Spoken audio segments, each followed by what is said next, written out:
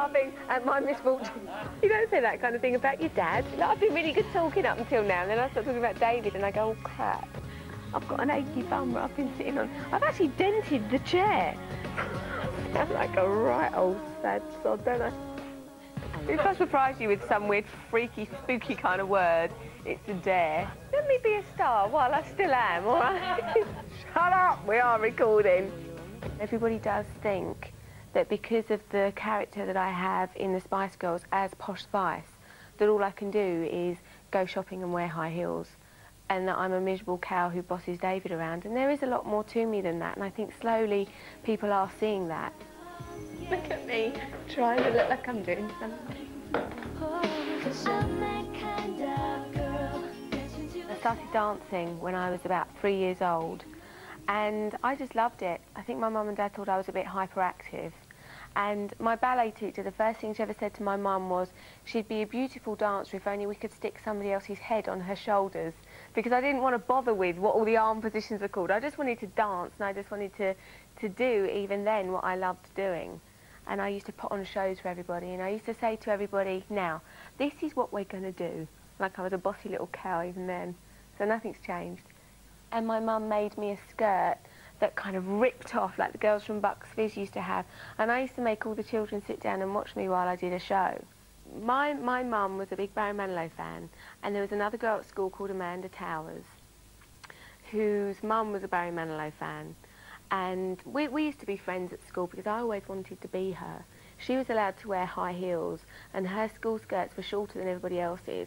And she was one of the pretty kids at school, and she wore glasses, and I really wanted to wear glasses and wear high heels, and she had lovely skin, and she was very, very popular at school. And we became friends, and my mum and her mum became friends, and they were both Barry Manilow fans.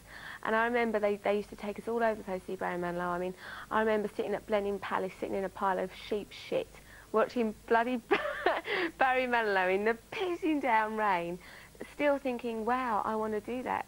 You know, this is amazing. I remember writing to Jim Will Fix It once, saying, could I be in the choir? Because, you know, he used to sing a song called One Voice, and he used to have a choir that stood behind him, and I think they all used to hold, like, candles or whatever it was, and I wanted to be in the choir and just stand on the stage with him. I was absolutely mad on Bros. I remember crying to my mum saying, yeah, but you don't understand. You just clearly don't understand. I want to marry Matt Goss. And my mum said, no, but you don't understand.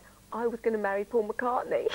So I was in the lift. I went down, when was it? A few months ago, wasn't it? And it got stuck. Every year they used to do a school play, and this particular year it was going to be Frosty the Snowman, and I wanted to be the snowman because I always had to have the main part.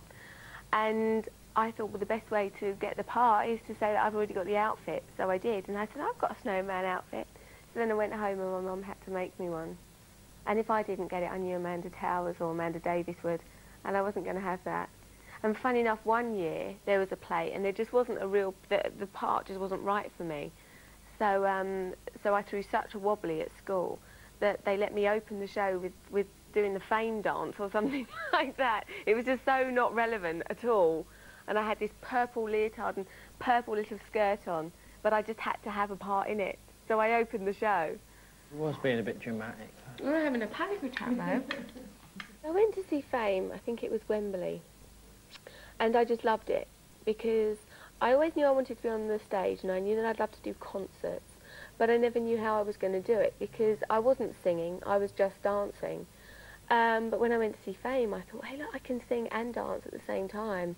And I mean, I was so into it. I mean, I had a Fame tracksuit, and my sister had one in another colour, and I had leg warmers. I even had a Fame bag. Everything with Fame on it, sweatbands, wristbands, trainers. I dumped the Barry Manilow shoelaces and got out the Fame shoelaces.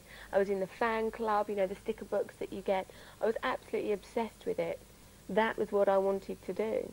People used to beat me up at school because I sound like a right old sad sod, don't I? But, you know, because it wasn't cool that I was dancing and, you know, that kind of thing. And people didn't like that. I mean, I remember people dragging me with my school bag down the drive.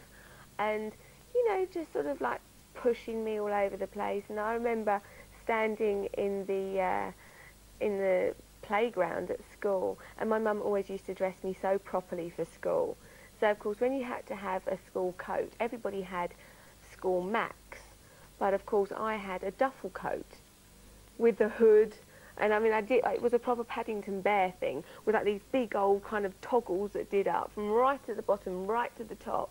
And I remember standing in the corner of the playground on my own, and it was raining and there were puddles everywhere, and I remember the kids just picking things up out of the puddles and just throwing them at me. And I know you will want to laugh. Go on, everybody have a laugh.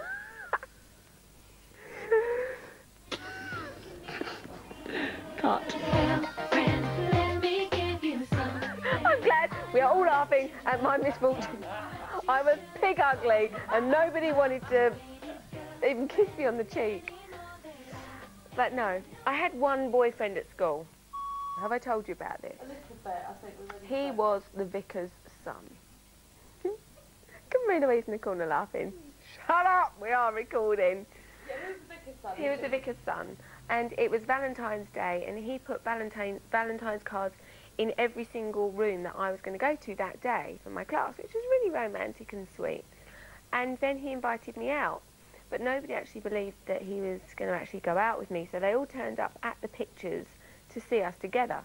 So my mum drops me off at his house, and I knock on the door, and his dad opens the door, the reverend, whoever he was, and then runs down the stairs in, let me tell you what he had on, a Star Wars t-shirt with a checkered kind of lumberjack shirt undone on top, jeans that are kind of, what chest are those jeans, sir, tight rounded you know what, didn't reach the floor, and trainers that turned up, that were kind of like, what were they like, when they was kind of like plimsoley on the bottom, Yeah. and they was wrinkled up, and it was so embarrassing, and then we got the bus, and it was the longest bus journey of my life, and we went to Waltham Cross, and we went to the pictures, and of course everyone was there because I didn't believe anybody had possibly wanted to go out with me. I had to walk in with this guy that was dressed very American, to say the least. But he was really, really sweet, very, very sweet person. And then I went back to his house, and he gave me a little necklace, a cross, that was really, you know, it's the first thing a boy had ever bought me, and I was really over the moon. But of course my sister started saying, oh God, I bet you got loads free with confirmation, you got like a job lot or something. And then I got in the bath, and of course my neck has never quite recovered from the green kind of mould that kind of settled on it. But yeah, that was my one boyfriend at school. Well, I went out with this guy, Mark Wood, who was an alarm engineer, and he was older, and he had a car. It's actually a van, and it actually had ladders on the roof, but it was still 4 wheels. So to me it was like, wow, I've got a boyfriend and he's got transport. So it was, you know, very exciting. I thought my heart had been broken when he split up with me. I mean, goodness, when someone finishes with you, you really do think it's the end of the world, don't you? I mean, it's like you feel like you are about to drop dead. My mum took me to Lakeside to try and make me feel better, and my sister walked around while I was crying, standing next to me saying, what are you crying for? He's a and I was like, no, but you don't understand, I'm going to die. You know, I really felt like I was dying. And, yeah, you know, so I think that there's a strong message there, you know. You know, you do get over it, basically. Well, men always fancied Jerry with the big boobs and the red hair, or Mel B, you know, with the curly hair, or Emma, who sort of like looks like a kid. You know, I think me and Melanie C weren't really the two that the men used to kind of, you know.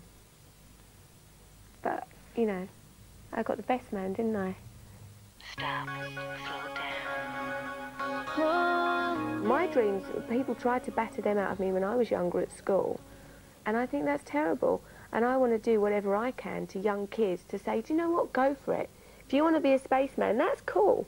You can do that. Work hard enough. Next. My mum and dad would never let me go to a stage school because they didn't want me to board. And I think it was probably because they couldn't have afforded it. And when you're young, you don't realise that, and you're just saying, well, why? I want to go to a big stage school, you know, like Emma did. Yeah. Because everybody that was in shows in the West End, you know, you'd look at the programme when the show finished, and they all went to a stage school. And I was saying, yeah, but it's never going to happen to me unless I go to one of these stage schools. But they didn't want me to. I ended up in Broxbourne, not quite New York. Had I been in New York, that might all be different. You know, and I used to phone home. I remember the phone box outside the college, and I used to ring and say, oh, you know, more auditions have come up and they won't even let me audition. And I used to get really upset because I was working so bloody hard. And my mum used to say, come home and we'll go to Lakeside and buy a pair of shoes. And yet if my dad answered the phone, he'd say, well, go in there and work harder because you'll do it next year. And I think that that's where I got my drive from, was my dad, who has always been so ambitious. You know, I mean, my mum and dad, who started off with nothing, now have a lovely house, nice cars, and I think people think that that's come from me, but it hasn't. My dad has worked his balls off for everything that he's got. God, that sounded awful then. My dad's worked his balls off. You don't say that kind of thing about your dad. My dad's worked incredibly hard for everything that he's got. He really has. I mean, when he first started up his company, his ambition was to have a Rolls Royce.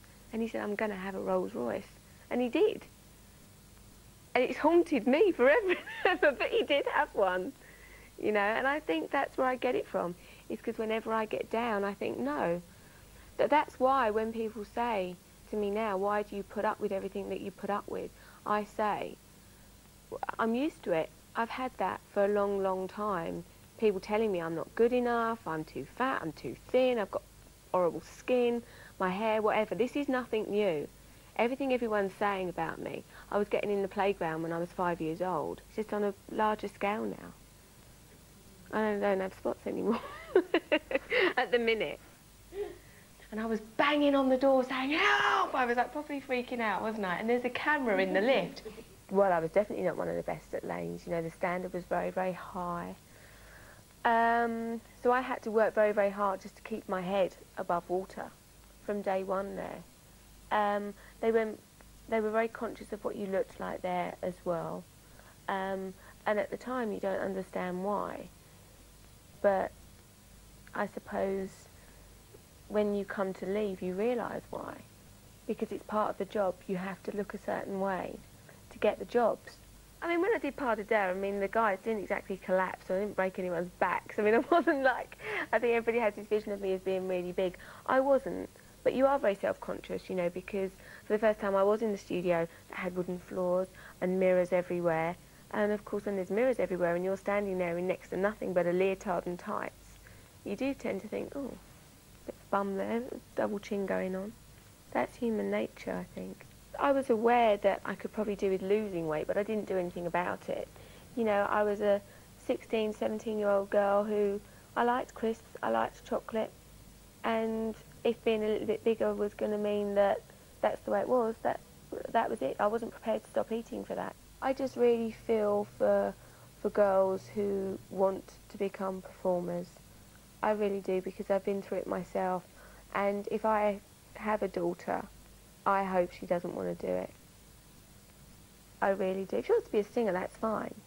But I hope she doesn't want to do that, because it is very, very dangerous. I mean, I should have come out of that college a better dancer than I did, just because of the sheer hard work and the lessons.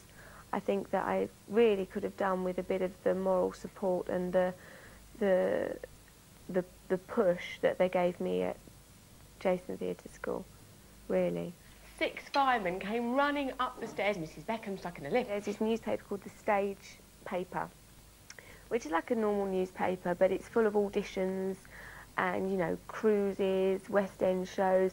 So I'm looking through the stage, and there's an audition for Bertie, which was a musical that was going to start in Birmingham and then tour, and then possibly go to the West End. So I auditioned for it, and everybody said, you know, why are you bothering going? There's no point. And all the favourites went from lanes. And I went and I got it, and none of them did.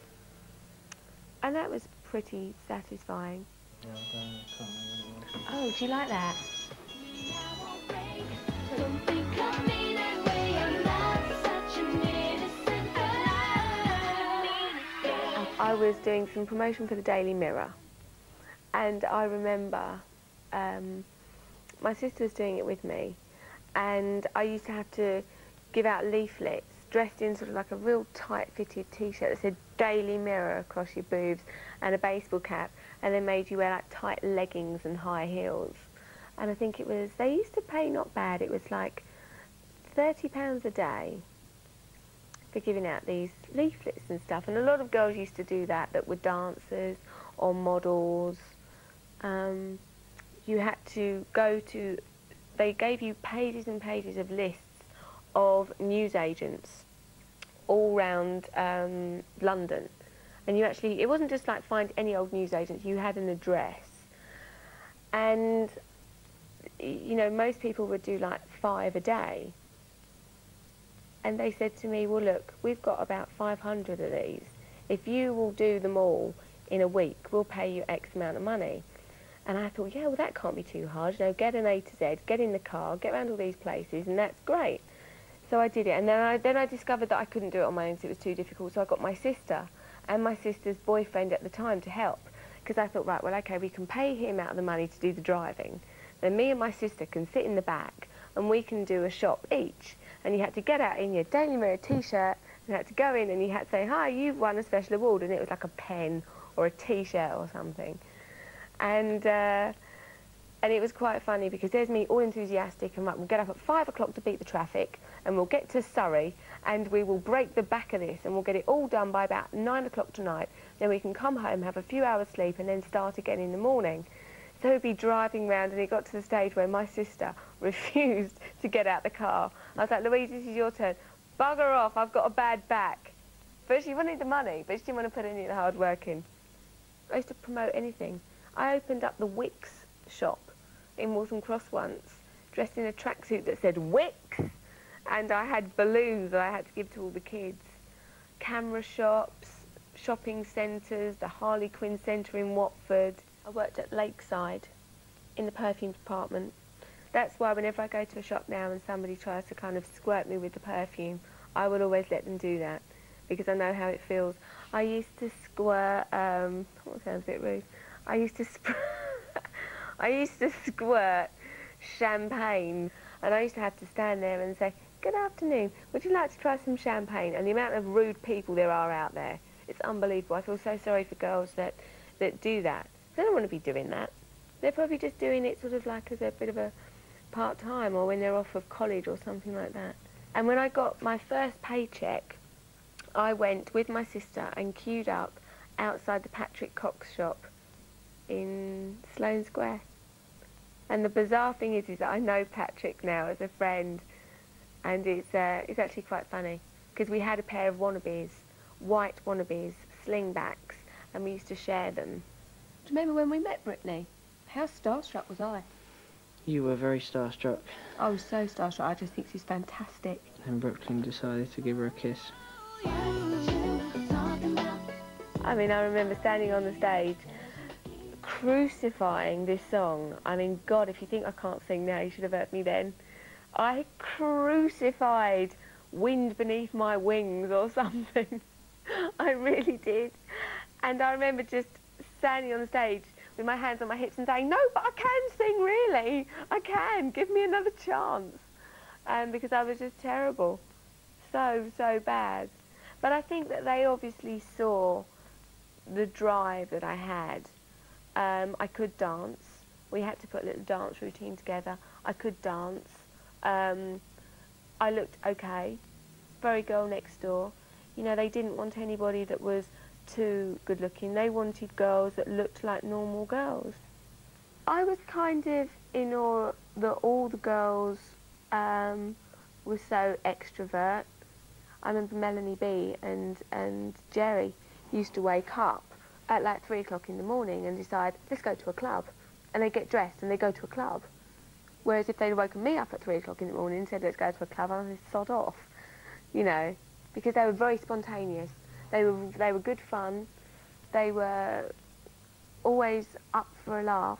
The other girls, especially Melanie B and Jerry, were the two that really got the bad press right at the start, because, you know, they'd had more boyfriends. I'd actually lived quite a sheltered life, really. I mean, apart from Mark Wood, there wasn't really a lot that really could probably be said. Not, you know, the other girls, I always used to joke and say they've had a lot more of an interesting life than I have. So they were the first to really get stick. So when I actually read this thing about that Mark Wood had sold about me, I mean, I was very embarrassed. I mean, I still wouldn't talk about sex in front of my dad. You know, I mean, they're not. It's not because you wouldn't dare to. It's just that that's my dad, and I wouldn't. So when my dad opens a newspaper and sees we had sex on a fast-speeding train, and I wouldn't even mind, but it didn't even happen. Do you know what I mean? I was just very embarrassed because my parents were reading that. Also, you know, I think it's hurtful because we split up, and you know, I'd sent him cards. You know, I wrote him a card that said, I don't know, something like, "Happy birthday, lots of love, your little pop star." You know, because I always dreamed that I would be a pop star. And he sold that to the newspaper, and that's all. That's like the card that I sent him has been printed in the newspaper, and I just thought that was, to me, that's a bit personal. It made me realise then that I would like to say, I don't mean everybody, because everybody doesn't have a price, but most people have a price, which is a bit sad, really. And I think the other girls taught me a lot about my personality, made me realise more about myself, really. I mean, I remember when we were looking for our record deal, and we would go to the record companies, and all the girls would jump on the table and dance and sing "Wannabe" for everybody, and I would be the one that would be checking that the table wasn't going to give in, because I didn't have the bollocks to get up and dance on that table. I would now, you know, and I think that they brought that out of me, that fun side out of me, really, that if I hadn't have met them, I don't know that I would have. We were, I mean, I think that the electricity between us was amazing. I mean, we were 5 girls who were going to conquer the world, and nothing was going to stop us, and nothing did, and we did. You know, it was amazing. We took over everywhere that we went. Parties, record companies, restaurants, everywhere we went. And everybody, you know, we never stayed anywhere too long. We were in and we were out. And it was, oh my God, the Spice Girls. But they were very, very loud, you know, and that was, I mean, I look back at interviews that we did and I think, oh my goodness, how did anybody watch this? Stop, slow down, take a deep breath. I'm like, I've got an achy bum where I've been sitting on. I've actually dented the chair. And I'm thinking, this is so not rock and roll. No, it shouldn't be like that. Not fooling me. Simon, I remember the first time we saw him, he had on a pair of very neat jeans, and he had a lilac shirt on, and he had black hair, and he was very, very clean looking, and he had very shiny shoes on. And he had all of his discs up round the wall, you know, Annie Lennox, Kathy Dennis, and we walked in and he wasn't there. So we was taken into his office where we sat down, and when we were sitting, he then walked in. You see, he was very clever. And I think he did a great job with us. I mean, I think we had a lot more to do with it than we are given credit. But then that's purely because he was a man, and I think that people find it hard to believe that 5 girls were actually in control of their own destiny. And we did write the songs, and we did make up the dance moves, and we did dress ourselves, and we did go to him with a lot of the first album already demoed, songs already written. But he marketed that well, and I think that with him and Virgin together, they marketed us very, very well internationally. You know, I mean, we had a #1 record in America. You know, and the great thing is that with 5 of you, if one of you's feeling a bit down, the other 4 would pick you up. You know, if we were out and anybody decided to be nasty about one of us, the other 4 were there. What were you doing?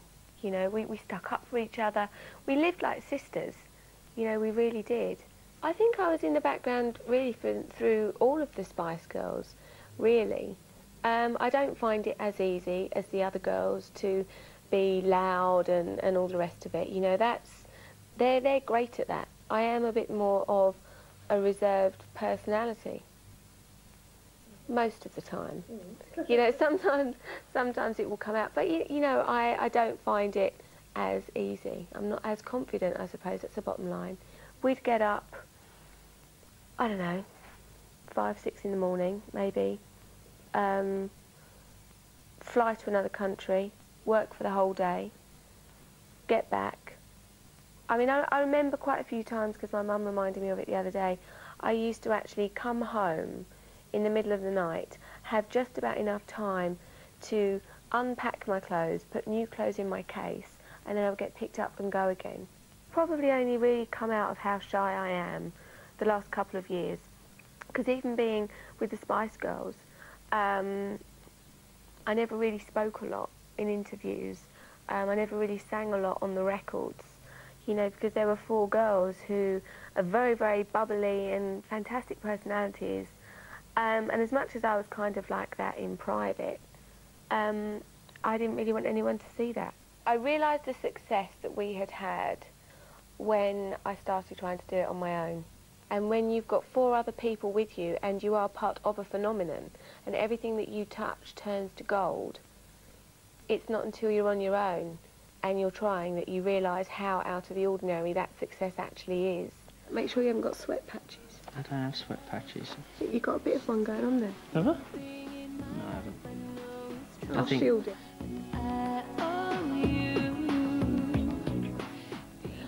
Well, I've been actually in a box watching the game, and I'm meant to wear glasses. So I actually spent the whole game watching the wrong player, and in actual fact the wrong team, because they was in an away. Actually, no, they was in their away kit. So I was getting very confused. I mean, this is someone who knows nothing about football. But then Simon introduced me to David afterwards, and what I liked about him is all the other players were standing at the bar and chatting to sort of like friends and all the rest of it, and David was all on his own and he was standing talking to his family, and I really liked that because I'm very close to my family, and I always wanted to meet somebody who was like, as naff as it sounds really, my dad and my brother. I didn't want a pub man. Not that there's anything wrong in that, but I did want someone who was very family orientated. So that was the initial attraction, you know. And I think I've done wonders with him, haven't I? Did you see the state on his hair? Bless him. We always joke with each other and say, my God, what did you look like when I first met you? We actually, myself and Melanie C were at the game together, and we got asked to do the half-time draw. So I sort of like went onto the pitch, and there's 55,000 people, and they all started chanting to Mel C, you scouse bastard, you scouse bastard. So of course she turns round and sort of like sticks her fingers up in front of everyone, and I have to read out the half-time scores for the other games that have gone on. So of course, not knowing anything about football, I was like, Derby won, the other team didn't. You know, I was like completely had no idea whatsoever. It's actually probably quite cringeable. I do believe in love at first sight, and I did know from the first time that I met him that I was going to end up with him. I get embarrassed saying that. But no, I sort of, I don't know, I'm getting all of it. Like, I've been really good talking up until now, and then I start talking about David, and I go, oh, crap. He sent me a Prada handbag, because he'd read that I liked designer clothes, so he sent me a Prada handbag. It's quite funny, because he didn't know what my surname was, so he got his sister to go and buy Smash Hits and have a look through to find out some more information on me, and he went and got a CD to do his homework. He was really, really shy, and I said to my mum and dad that they had to get out of bed and come and see him. So my mum comes down the stairs in her dressing gown and says, oh, hi, you're the dodgy footballer, or something like that. I've just got to come and have a look at you, or something like that. You know, my mum is very, very blunt, shall we say, says what she thinks. And he was really embarrassed and didn't say a lot. In the book I say how we used to meet in car parks. It sounds really seedy and it sounds like, I don't know, there's all lots of shag nasties going on in the back of a whatever. It was not like that at all. It was just nice. You just used to sit there and talk for hours and hours and hours. He's always been really talkative to me. I mean, people will criticise him and say he's not particularly fluent and that he doesn't say a lot in interviews. But he's shy, you know. He's very deep and he is very intelligent. I couldn't be with somebody who had nothing inside and who was the person that people portray David Beckham to be. You know, he's very deep, he's very caring, he's very intelligent, and if I want advice, he's the first person I'll ask. When I was away and she was in America, and I was on a coach full of all the rest of the players, and she told me that she was pregnant, and that was just, I think, well, I'll always remember that. When David came out to see me, I'd been saying to him that when I was in New York, before he actually got out there, I'd seen a really nice top that I wanted, and it said Brazil on the back, and it was like a Brazilian sweatshirt. I said, oh yeah, I think I might get it, and he said, no, you bloody won't. And I said, no, no, no, I really, really want this. No, you bloody won't.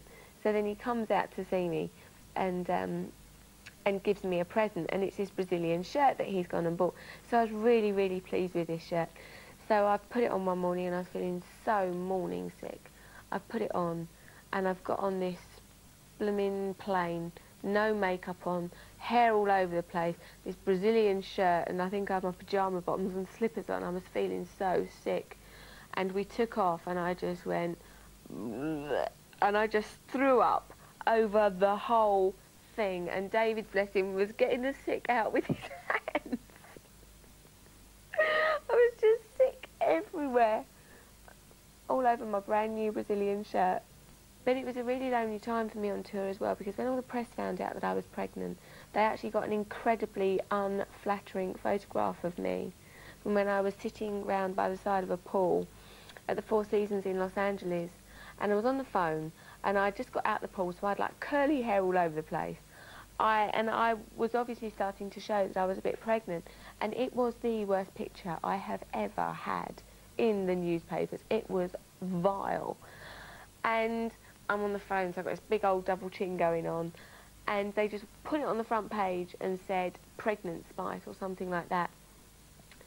And so I spoke to David, and I said to David, there's a picture of you saying that, you know, we're pregnant. And I said, what's the picture like? And he said, I can't lie, babes, it's the most terrible picture I've ever seen of anybody. If you was to say to me the best thing that's ever happened in my life, it would be having Brooklyn, without a doubt. I love being pregnant, but then I was pregnant in a bit of a designer way. I was very lucky. I mean, I literally was just a bump. I'd never be that lucky next time. But, you know, it doesn't matter, does it? You're pregnant and you're having a baby, and it's amazing. My bag was ready at the door from about the first 2 months, you know, getting all the baby grows, decorating the room, picking the names. So you're looking forward to the next time? I can't wait. People will always try and catch me out, and I can be quick sometimes, but then other times I'll admit it, I can't be. And I just say something, and then I have to deal with the consequences. No tricks, no games, just me. That was awful. I mean, like I've said, you know, I think that David is the one thing that, the one person that is mine. No one can touch him.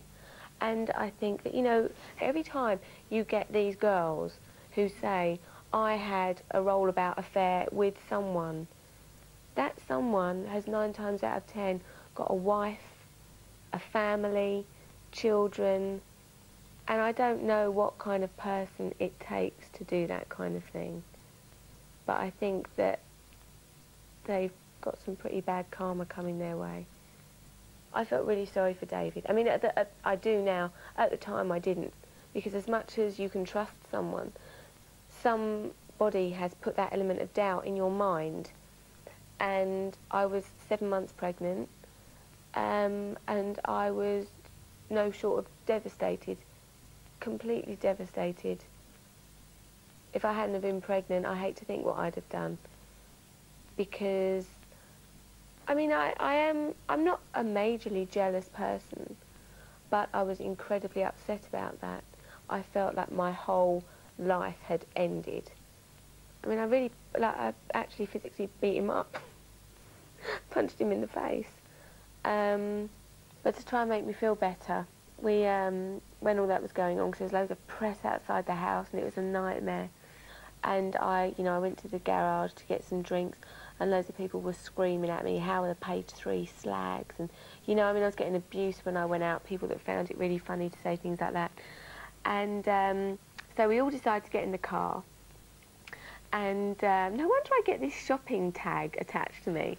And my mum and dad decide to take me to Brent Cross to try and cheer me up.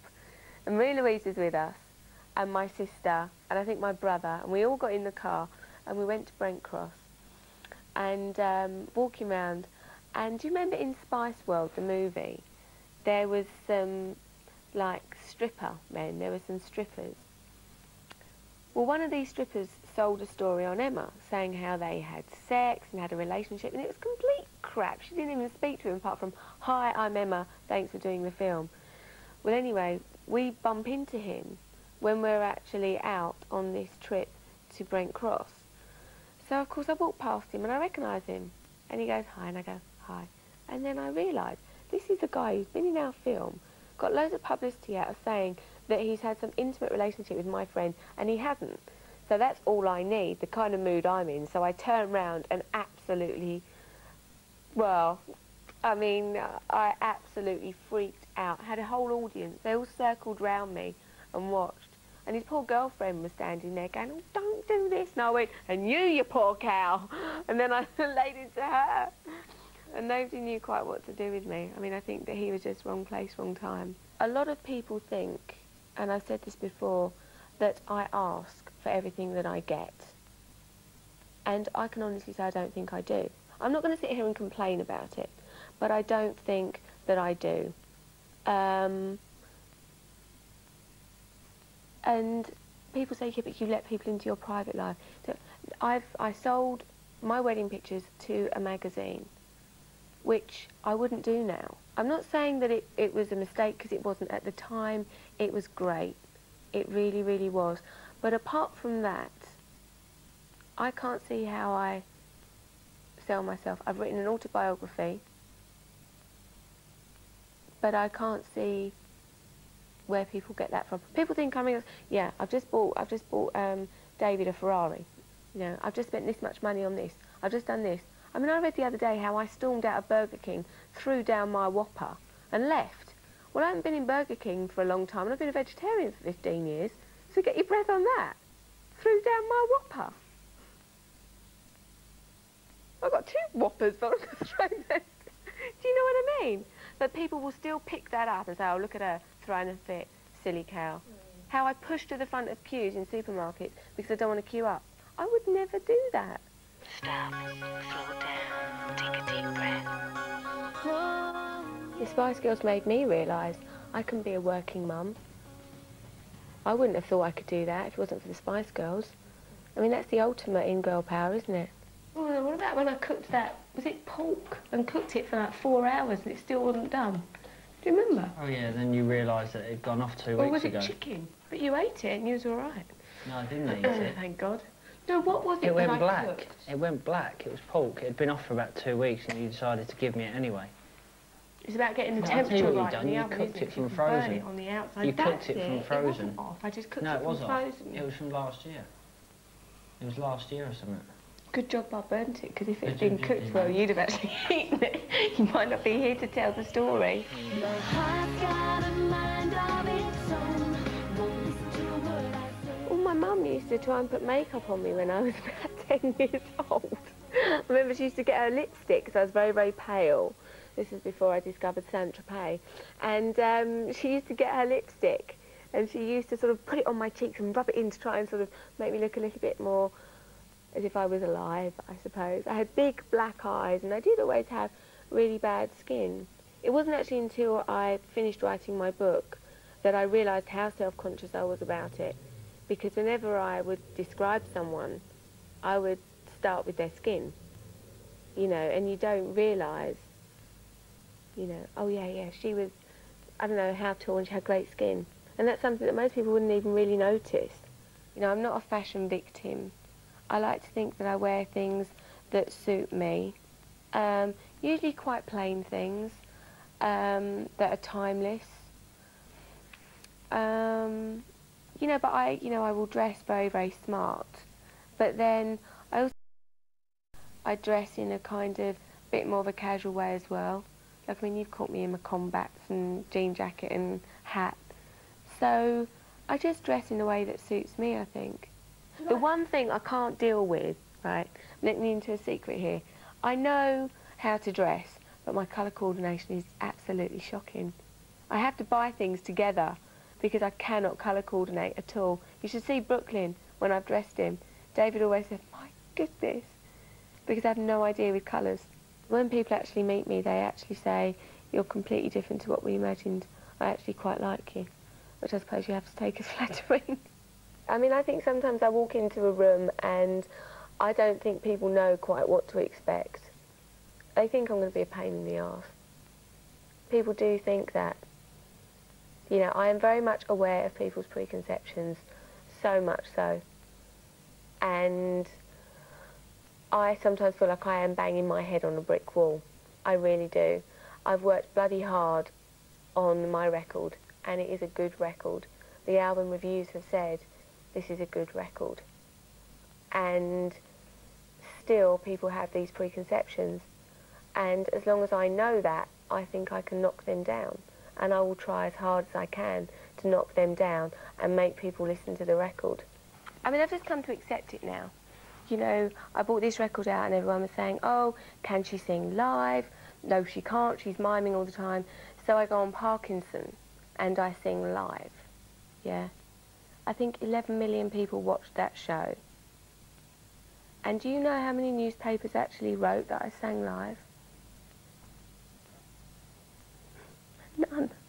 I can take constructive criticism, but when people will just be damn right nasty and bitchy and try and ruin everything that I have worked hard for, I sometimes find that difficult because I think, okay, if you don't like my music, fine. If you don't like, I don't know, my book, fine. But I think I have a really positive message for children. That's the kind of thing I want my son to be thinking, yeah, I can do that. You know, people say, is this being a solo artist, you know, lonely? I mean, for me personally, it's great because, I mean, I recorded the whole album with Brooklyn on one hip. You know, I had my mum or David's mum there with me. I had a creche that I created in the corner of the studio. When I go away, most of the time I take Brooklyn with me. But you know what's really great is even now, it's like after, because David's been away, so he hasn't seen a lot of the performances. Like today, my mum gave David's mum a tape to bring up here, and it was my CD UK performances for the last couple of weeks, and he hadn't actually seen them. And I was all excited to show you, wasn't I? But they get better and better every time I see them. My album that I bought's unbelievable, isn't it? What one's that? Coffee Brown. Yeah. The Victoria Beckham album's even better, babe. It is a lot better, actually. I think I've been overexposed. I mean, when I started writing this book 2 years ago, we always knew when the book was going to come out. But when we started writing an album, we never knew when the album was going to come out. And it was basically just pure coincidence that they came out at the same time. And I think that, you know, overexposure is a problem, is something that I face. And I don't know what to do about that. I do not know. I have to find someone to deal with that and turn it all round. That's the horrible thing about going home, is when you don't know when you're going to come back again. I know. It's like when I was working on the album and the book, I spent so much time wanting to be performing, and, you know, I really, really love doing all of that, but when I come home, I just think I'd love just like a few days to kind of just be with David and Brooklyn, all three of us together. But I don't really want to go back now. Don't. Got to. You know what I'm really looking forward to? I'm looking forward to going to bed with my husband every night and waking up with him every night, every morning, and having dinner together every night, which at the moment is something that a lot of people have that we don't, because we're both very busy, and we have to spend a lot of time apart, but it's not always going to be like that. And I'm really looking forward to spending more and more time together. Having more children, I'm really looking forward to that at some point. And standing strong and saying that I achieved success as a solo artist. Be it now, be it in 6 months, I know that in 3 years' time, I will do it. Because up until now, when I set my mind to something, I will do my absolute utmost to achieve that. And I will. Just give me a bit of time.